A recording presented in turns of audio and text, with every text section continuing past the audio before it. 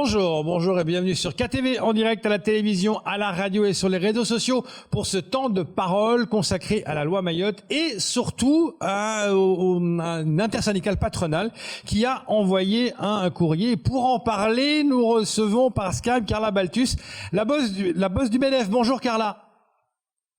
Bonjour Léo, bonjour à tout Mayotte.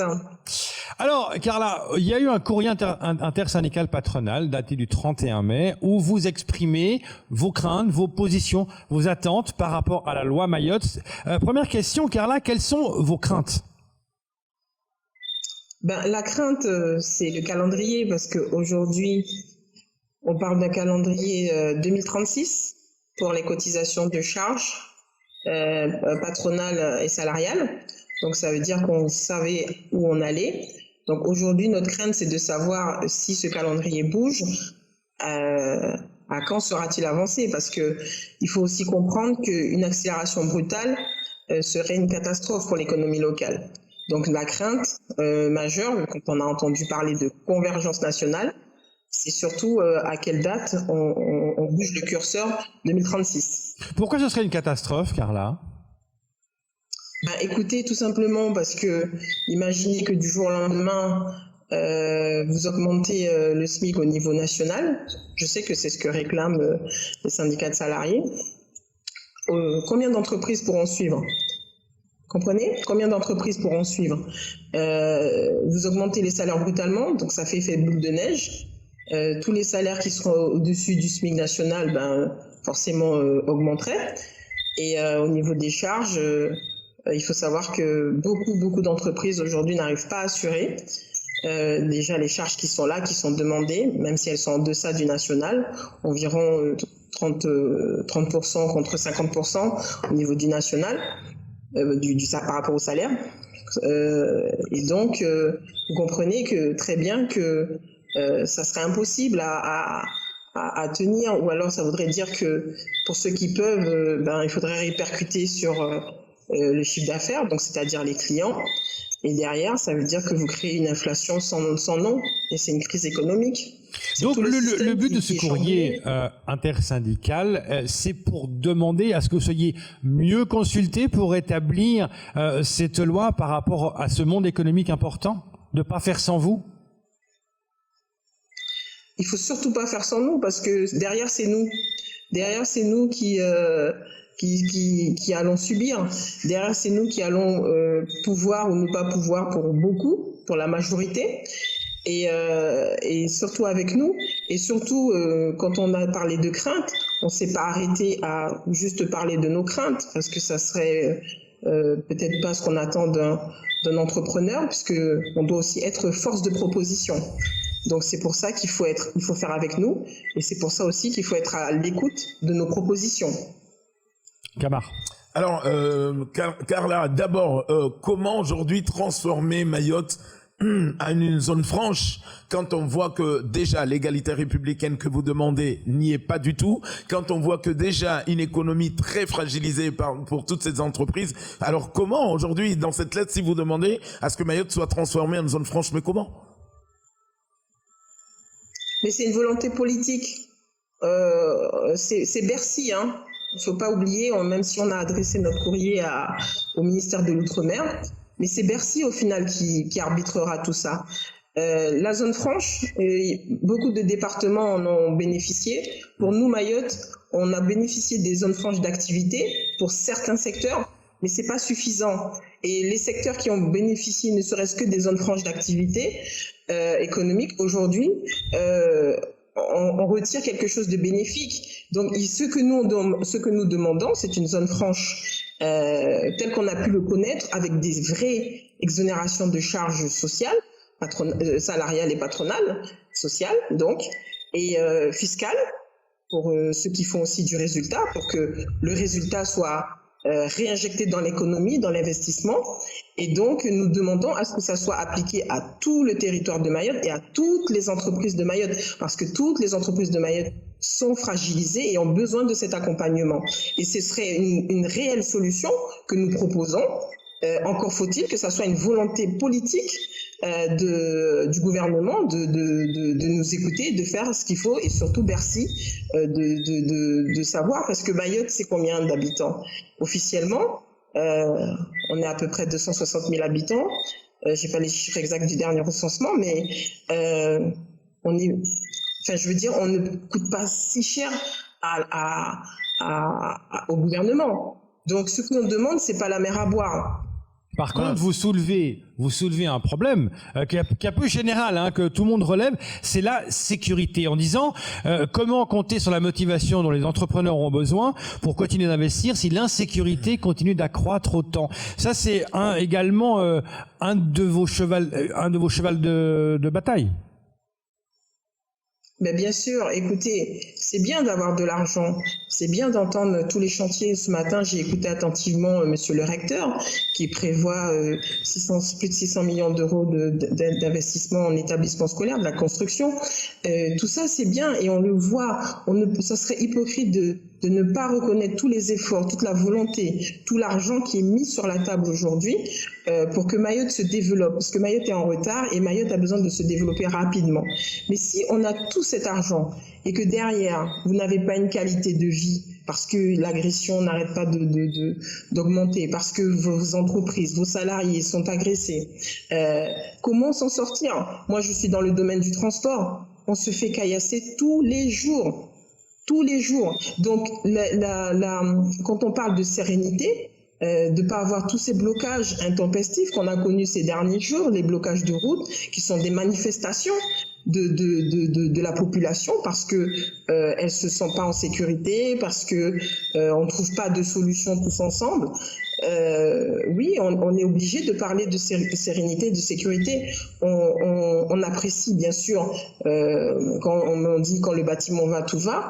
On ne peut pas se cacher. Nous, on travaille. Vous avez vu, la FMBTP est signataire. D'ailleurs, je salue tous mes collègues signataires de ce courrier. Ils ne se plaignent pas dans le bâtiment aujourd'hui. Maintenant, la sécurité, c'est quelque chose qu'on ne peut pas négocier. C'est quelque chose qui aujourd'hui nous coûte très cher dans nos entreprises, en gardiennage, en vidéosurveillance, etc. Et ce ne sont pas des surcoûts que l'on peut faire supporter à nos clients, pas toujours. Et justement, Carola Baptiste, par rapport à ce sujet-là, qu'est-ce que vous proposez pour améliorer ça? Qu'est-ce que vous demandez pour améliorer ça? Mais qu'est-ce qu'on demande? Je pense que aussi dans les volets, parce que nous, on s'est beaucoup concentré sur la partie qui nous concerne, la partie économique, mais je pense que dans les points qui sont à l'étude, cette partie des obligations régaliennes a été mise en exergue. Et justement, on attend des solutions du gouvernement, de comprendre quelle est la problématique, de comprendre quels sont les moyens qu'ils peuvent nous donner, parce qu'on aura besoin de moyens supplémentaires d'hommes, d'accompagnement aussi de la société, parce que accompagner la parentalité derrière aussi, c'est accompagner notre jeunesse, parce qu'aujourd'hui, notre jeunesse n'est pas assez accompagnée, on le dit aussi dans notre courrier. Il faut qu'on puisse les former, les accompagner, leur permettre aussi la mobilité, parce que tous les emplois ne seront pas créés sur Mayotte, donc aussi leur donner des opportunités de mobilité et surtout former cette jeunesse pour lui donner envie de s'inscrire et de se retrouver dans la société. Camar. Alors, Carola Baptiste, on se rappelle tous de la réunion que vous avez eue au ministère des Outre-mer, où vous avez également demandé aujourd'hui à ce que les entreprises soient payées à temps. Quand on voit, par exemple, quand vous disiez que le SMEAM, par exemple, devait déjà 32 millions à toutes ces entreprises, les chantiers, pour la plupart, sont livrés, et pourtant, il y a encore des dettes qui s'accumulent. Est-ce qu'aujourd'hui, ce dossier est résolu, quelque part? Non, il n'est pas résolu. Aujourd'hui encore, le syndicat des eaux, le SMEAM, nous doit encore 17 millions d'euros. Le conseil départemental a mis 15 millions à la poche, mais on a encore une partie qui n'est pas payée.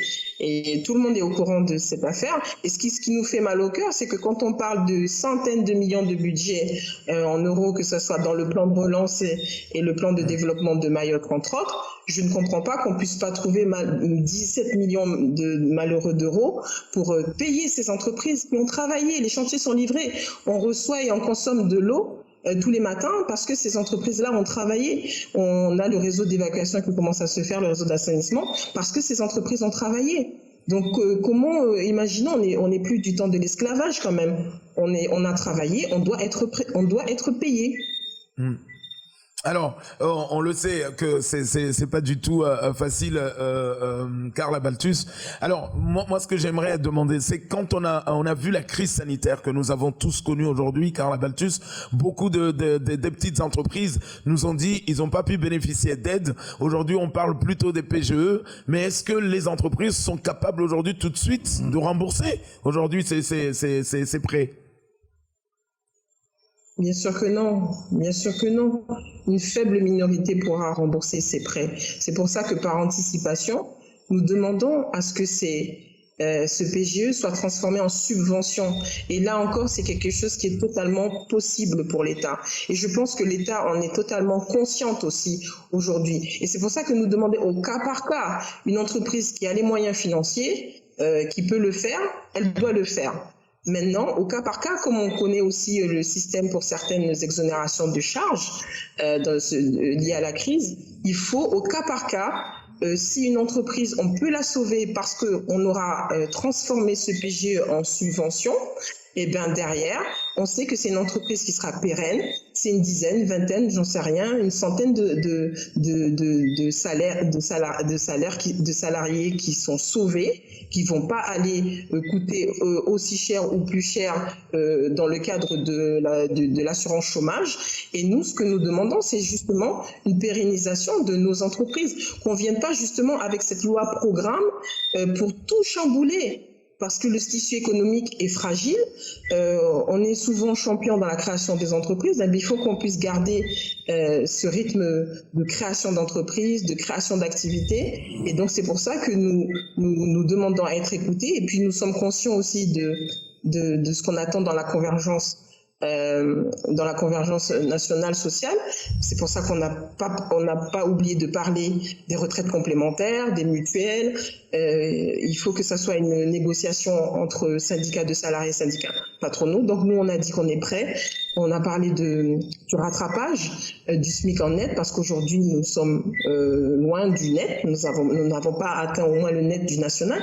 Donc nous sommes prêts à nous asseoir. Et puis beaucoup d'entreprises le font déjà. Donc nous sommes prêts à nous asseoir. Et quand on parle aussi de convergence sociale, c'est aussi les minima sociaux, c'est pas que la contribution des entreprises. Donc par contre là, on demande à l'État de faire le maximum puisque c'est sa compétence et c'est aussi sa volonté politique qu'elle a affichée en proposant cette loi programme. Mais Carla, c'était déjà un peu votre combat. Vous souvenez-vous, vous étiez allé sur ce plateau, vous l'aviez dit, vous avez rencontré déjà les politiques pour parler justement de ces phénomènes-là, du SMIC, de tout ça. En fait, ça revient sur la table de nouveau. Et c'est un combat, c'est normal que ça revienne parce que tant qu'on n'aura pas atteint cette convergence, ça sera toujours un combat. Ouais. Mais il faut que ça soit un combat sain, il faut que ça soit un combat où il y a du dialogue social, ça c'est important. Il faut pas que ça soit prétexte à ce qu'on retrouve des crises comme on a connu en 2018, 2016, 2011. Donc il faut que ça se fasse dans la sérénité, encore une fois. Et donc tant qu'on ne sera pas à la convergence nationale, vous pensez bien qu'il y aura des réactions de part et d'autre, ce qui est tout à fait légitime. Donc maintenant, si ce calendrier devait être plus ou moins accéléré, nous aussi, on a fait des propositions, notamment en gardant, parce que ça c'est vraiment important, le CICE. On a fait des propositions aussi où on a des dispositifs comme l'ODEOM, qui sont des dispositifs où on augmente au maximum l'exonération des charges patronales, qui fait que si on a tous ces dispositifs qui nous accompagnent, eh bien on saura augmenter les salaires et on saura donner du pouvoir d'achat à nos salariés. Merci beaucoup Carla Balthus et on attend vivement la réponse, en tout cas de votre courrier. Passez une très très bonne journée.